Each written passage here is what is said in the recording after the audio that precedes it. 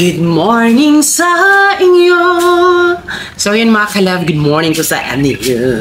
Ngayon po is sa mga balak po na manood ng aming vlogs. Maraming salamat po sa mga patuloy na nagsusuporta.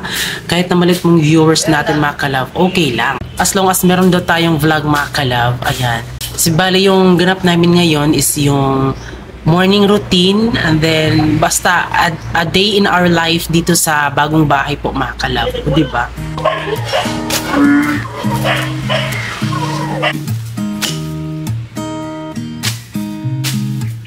There's a new day that will come again tomorrow. There's a new day to wash away the pain. There's a new day to take away your sorrow.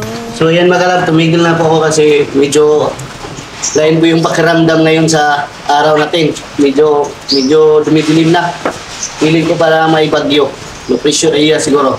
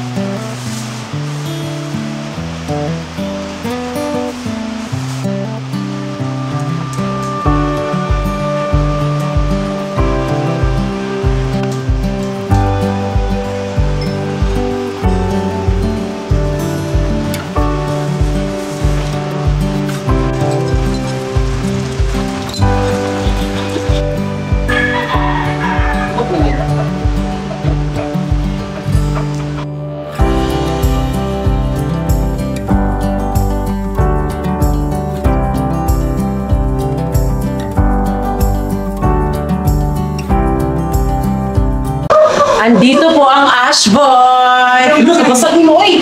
Okay. Teka lang, dapat dito ang best ko. Ano? Sige daw, salamat. Oh my God, guys! Ako lagi siya! Meron pong binigay sa amin ang Ash Boy mga kalab. Wow! Ano, tignan niyo mga kalab! Ano, kadakon niyo eh! Ano, nindot mga kalab!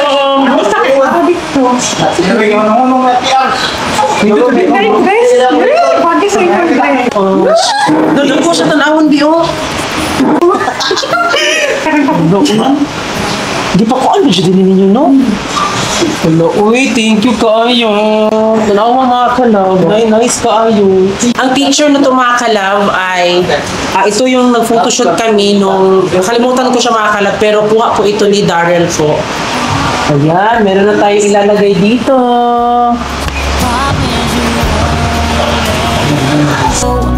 Nothing without you.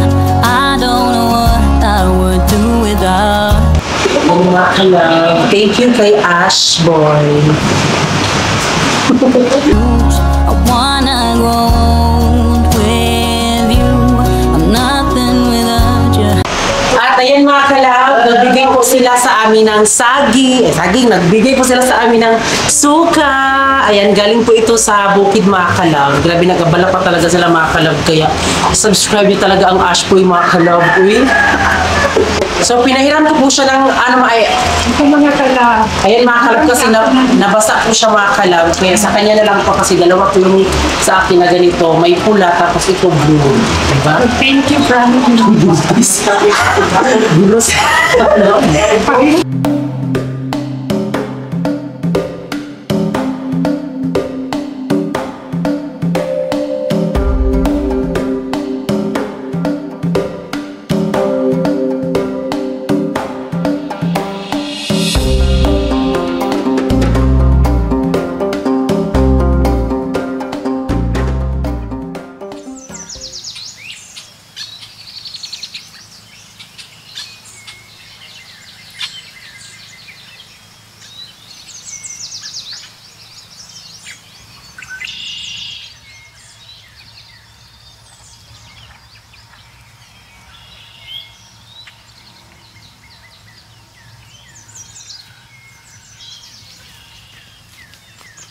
Udah ng balde. Ate.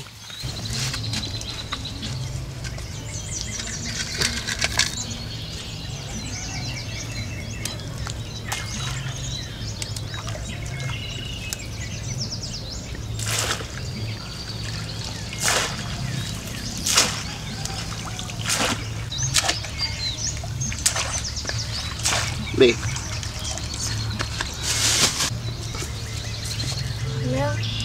Be, yung ano? So yun mga kalabay, magandang umaga po at ngayon ang gagawin naman natin para makahuli tayo ng crabs. So ano, magtataan po tayo ng bubo. Ito po yung bubunit, tinatawag na panghuli ng crabs. So madami po talaga mga proseso kung paano huliin yung mga crabs. May mga panggal at sa amin dito ay dahil malaki po ngayon ang tubig at effective po ngayon ay ito po yung gagamitin natin yung bubo. So sana makahuli tayo na mga crabs mamaya para makabinta din tayo, no? Ayan po. So ngayon ay pumunta ako doon sa bahay kasi ano, nagbili din ako ng pain, yung tamban. Mahirap pala yung sobrang mahal pala yung tamban ngayon. So 100 ang kilo. So ayan. So bumili na tayo para may pang pain tayo. Wait.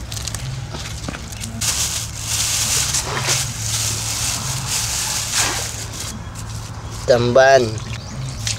Be.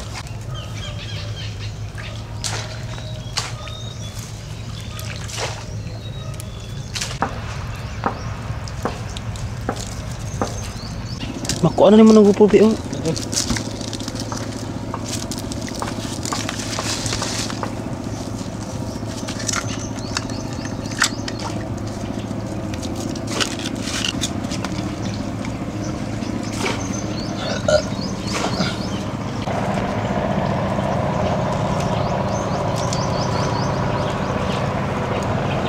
So ngayon makalabay, dahil natapos na tayo, nalagyan natin ng pain yung ating bubo. So ngayon ay pupunta na tayo doon sa gitna para ma-plaster natin ng mayos kasi mamaya malaki talaga yung tubig at dyan natin malalaman mamaya, mamayang hapon siguro ay lilibahin natin yan mga 2 to 3 PM. So yan natin, lilibahin natin yan. Tara.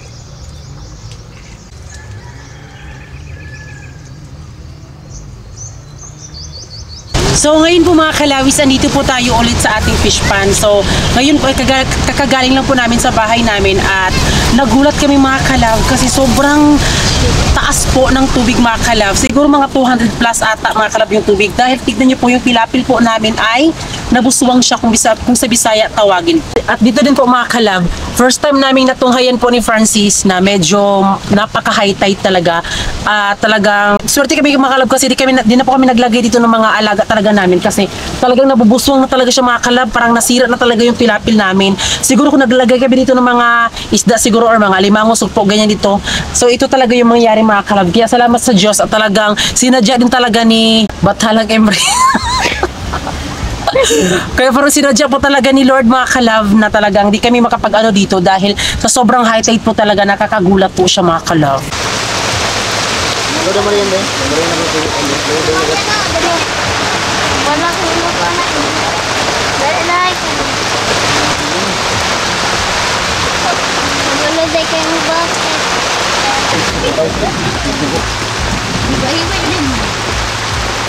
So ngayon mga kalawisan, dito naman po kami sa aming fish pan. So kakauwi lang po namin at meron po kami mga kasama dito, mga sangre.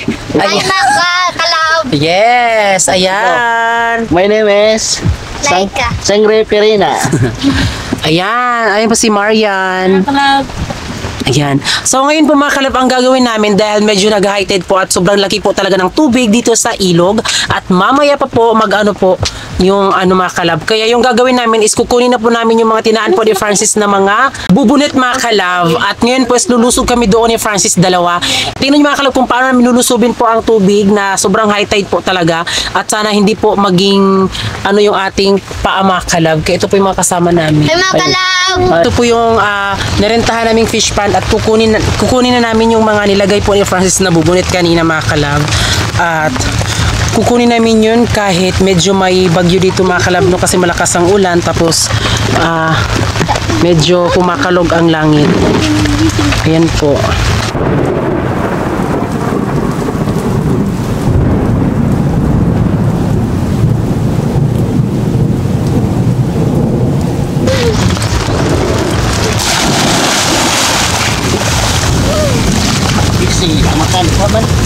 So ngayon mga kalabis, kukunin na po namin yung Bubo. mga bubunet. Bye-bye! Video na lang kayo makikita.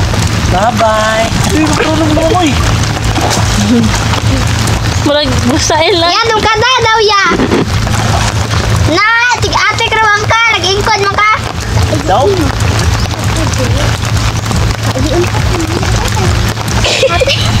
Diba?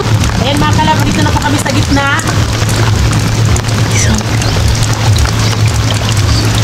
Wala nangambak sa mga gabi. Papisala, Mishma. Papisaya, Mishma. Mishma. Sana. Oo, mga banisi lang. Walang umang. Mga banisi.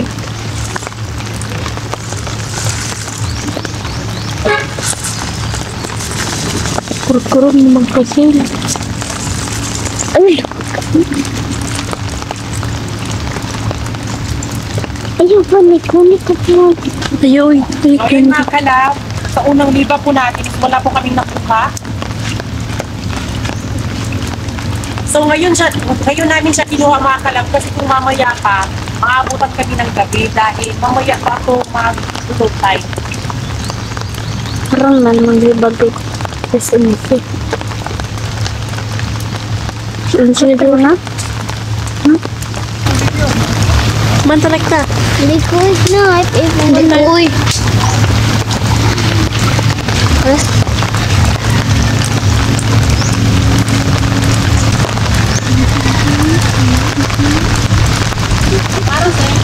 Hindi ko ka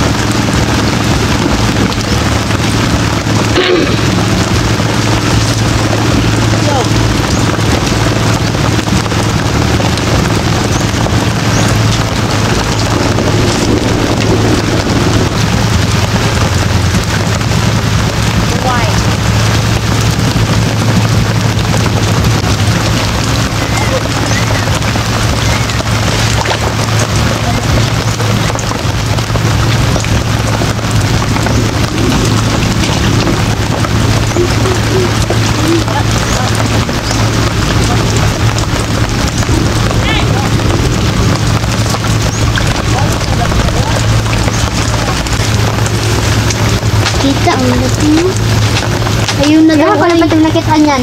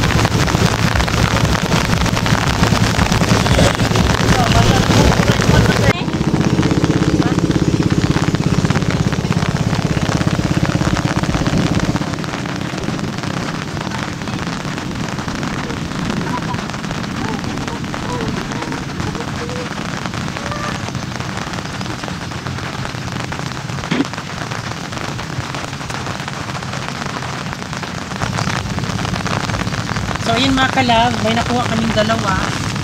Uy! Ano po? So, ayan mga kalab, hinatid ko lang po yung mga kalab, ayan po yung ating bubunet. Kaya nga, balik po ako doon dahil tutulungan ko po si Francis po, nahin ko yung mga bubunet po mga kalab.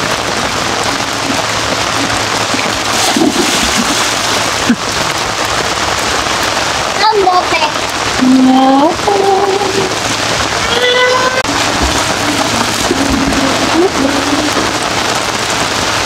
Okay, night.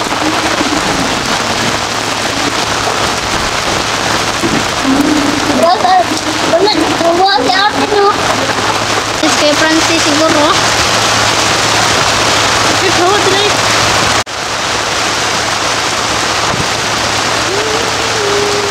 Lugi kay sinto nga. Nanawa na. Nanawa na. Bidyo.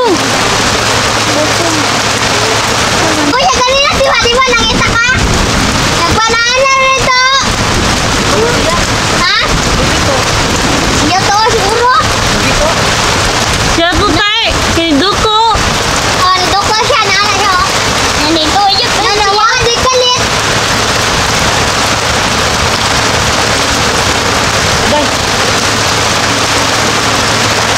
Kobe, ganawa, te. Uy, laman te. Isa. Naamo? Oh. Klaro siya tayo po.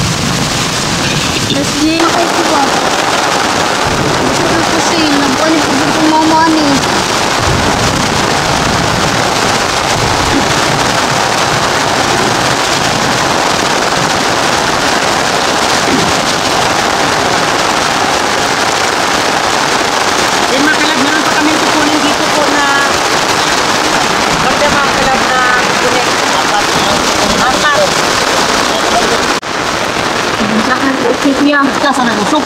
Mali, ko lunipan.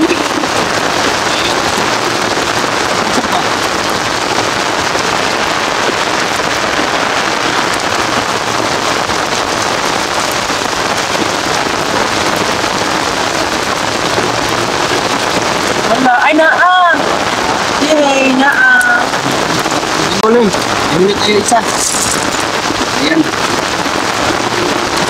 Ano ang ganun? Katong mo, laro na. Suma! Pagi! Kita dito.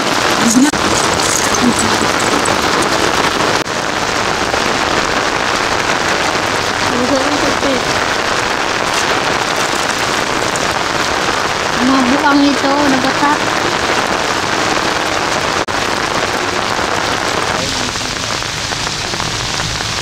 Basta ang dalan. Iho!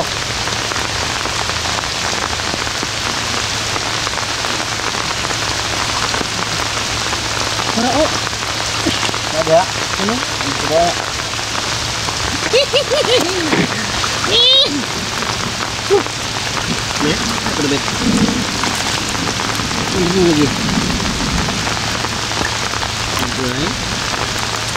Grabe ang lakas ng ulan mga kalab. Titingnan natin kung meron. Saan ang ito?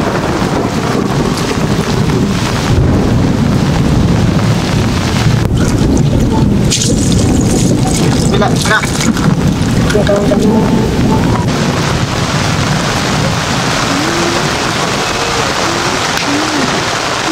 So ayan mga kalab, tapos na din pong nakuha po namin yung mga bubunet at ito po yung mga walang kuha at ito yung may mga kuha mga kalab po.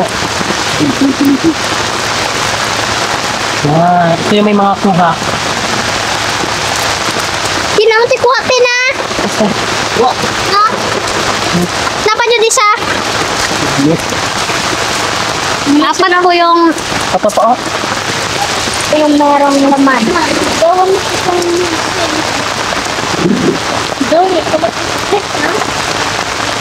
Bangan tayo, biskuit niya. mamaya ko. Yan lang. Bilang balde lang, be, belum. Tumigot. Lang.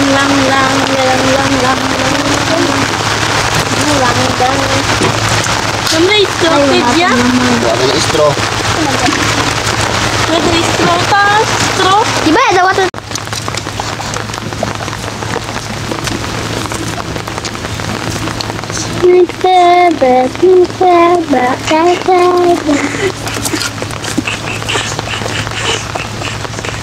Hindi na, gusto ko na, sambot na ito ba? Hindi siya ito. Doon, anak mo na ni Alvin sa bukan niya. Kami nakakay na.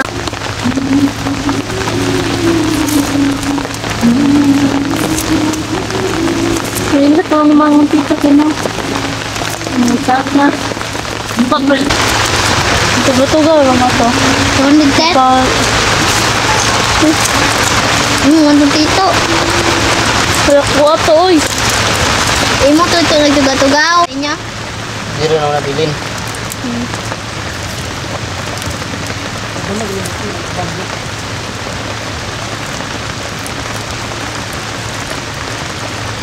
Jadi ka ba nun? So, ayan mga kalab, kakagaling lang po namin nag-taan po. At syempre yung nataan mga kalab, di namin napakita yung alimango dahil medyo maliliit siya mga kalab. Yes. Parang medyo nawalan. Kasi di ba yung pag ano namin sa fish pan na yun is simula nung March 21, 2024 ay nag-harvest kami. So, di na namin siya kinuha. Ay, di na naman siya nilagyan po ng mga mga alimango or dapat pang lagyan doon kasi aalis naman din kami dyan at di namin matatapos po yung 2 years po mga kalab, no? Tapos yung 1 year namin doon sa Direntale Fish Pan is tapos na. Tapos ngayon po na may 1 year pa, so di namin siya inanuhan kasi medyo mahirap talagang anuhin yung fish pan na doon dahil sobrang talas talaga. So nag-aantay na lang kami mga kalab na mabigyan kami ng mabalik sa amin yung pera po, yung 1 year na di namin siya na ano. Pero pwede pa din naman kami doon as long as di pa kami nabigyan ng pera, pwede pa kaming manguha doon mga kalab.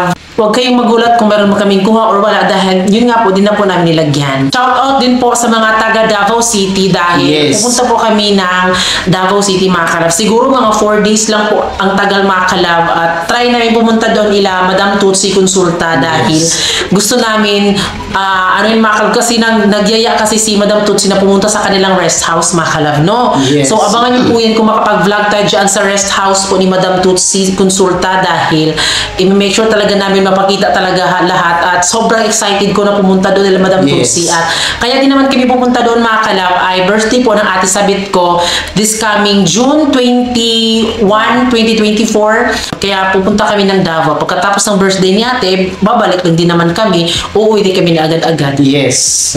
So yun mga kalab, maraming salamat po sa lahat po ng nanood ng aming vlog at syempre bago kayo umalis, please don't forget to subscribe our YouTube channel at kami ang Father Love Team. Nagsasabing, dapat love, love!